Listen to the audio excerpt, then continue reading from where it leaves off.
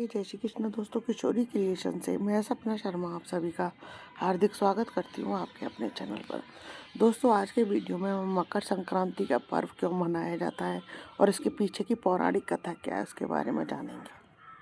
मकर संक्रांति हिंदू धर्म का प्रमुख त्योहार है। यह पर्व पूरे भारत में किसी न किसी रूप में मनाया जाता है। पौष मास में जब सूर्य मकर राशि पर आता है तब इस संक्रांति को मनाया जाता है। यह त्योहार अधिकतर जनवरी माह की 14 तारीख को मनाया जाता है। कभी कभी यह त्योहार 12, 13 या 15 को भी हो सकता है। यह इस बात पर निर्भर करता है कि सूर्य कब धनु राशि को छोड़कर मकर राशि में प्रवेश करता है। इस दिन से सूर्य की उत्तरायण की गति आरंभ होती है और इसी कारण इसको उत्तरायणी भी कहते हैं। मकर संक्रांति से जुड़ी कई पौराणिक कथाएं हैं, आज हम उन्हीं के बारे में जानेंगे। कहा जाता है कि इस दिन भगवान सूर्य अपने पुत्र शनि से मिलने स्वयं उसके घर जाया करते हैं। शनिदेव चूंकि मकर राशि के स्वामी हैं, अतः इस दिन को मकर संक्रांति के नाम से जाना जाता है। मकर संक्रांति के दिन ही गंगा जी भागीरथ के पीछे पीछे चलकर कपिल मुनि के आश्रम से होकर सागर में जा उनसे मिली थी। यह भी कहा जाता है कि गंगा को धरती पर लाने वाले महाराज भागीरथ ने अपने पूर्वजों के लिए इस दिन तर्पण किया था। उनका तर्पण स्वीकार करने के बाद इस दिन गंगा समुद्र में जाकर मिल गई थी, इसलिए मकर संक्रांति पर गंगा सागर में मेला लगता है। महाभारत काल के महान योद्धा भीष्म पितामह ने अपनी देह त्यागने के लिए मकर संक्रांति का ही दिन चयन किया था। इस त्योहार को अलग अलग प्रांतों में अलग अलग नाम से जाना जाता है। मकर संक्रांति को तमिलनाडु में पोंगल के रूप में और आंध्र और कर्नाटक केरला में यह पर्व संक्रांति के नाम से जाना जाता है। इस दिन भगवान विष्णु ने असुरों का अंत कर युद्ध की समाप्ति की घोषणा की थी। वह सभी असुरों के सिरों को मंदार पर्वत में दबा दिया था। इस प्रकार यह दिन बुराइयों और नकारात्मकता को खत्म करने का भी दिन माना जाता है। यशोदा जी ने जब कृष्ण जन्म के लिए व्रत किया तब सूर्य देवता उत्तरायण काल में पर्दापरण कर रहे थे, तो उस दिन मकर संक्रांति थी। कहा जाता है कि तभी से मकर संक्रांति का व्रत प्रचलन हुआ। जानते हैं मकर संक्रांति से जुड़ी हुई पौराणिक कथाएं। सनातन धार्मिक ग्रंथों में निहित है कि दैविक काल में भगवान श्री हरि का धरती पर अवतरण हुआ था। उस समय वे कपिल मुनि के रूप में धरती पर अवतरित हुए थे। कालांतर में भगवान गंगा सागर के समीप आश्रम बनाकर तपस्या करने लगे। उन दिनों राजा सगर की प्रसिद्धि तीनों लोकों में थी। सभी राजा सगर के सब परोपकार और पुण्य कर्मों की महिमा करते थे। यह देखकर राजा इंद्र बेहद क्रोधित और चिंतित हो उठे।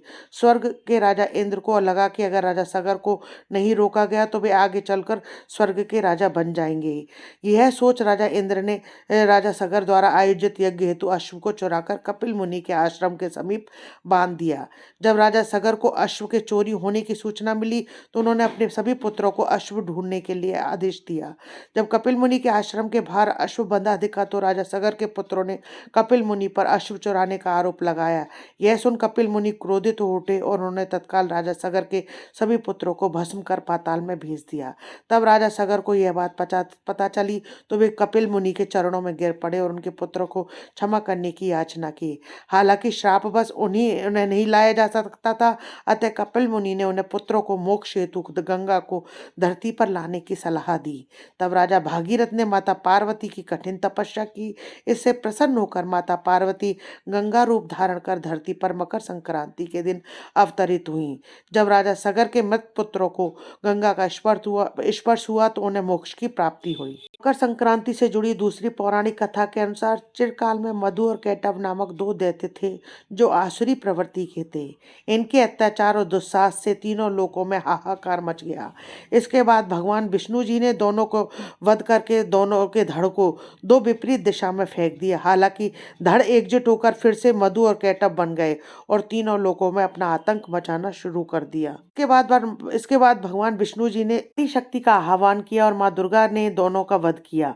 कालांतर में भगवान श्री हरि विष्णु जी ने मधु और कैटभ को पृथ्वी लोक पर लाकर मंदार पर्वत के नीचे दबा दिया ताकि वह फिर से उत्पन्न न हो सके।